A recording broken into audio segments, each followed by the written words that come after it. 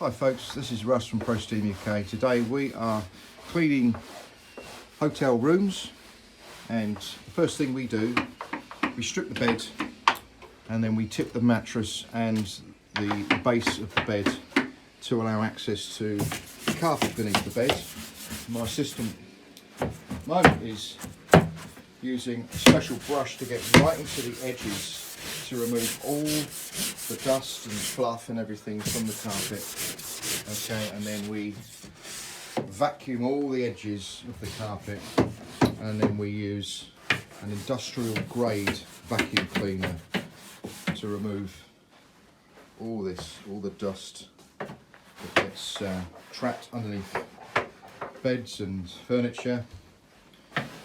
And then once we've done that, we can then concentrate on the low moisture carpet cleaning.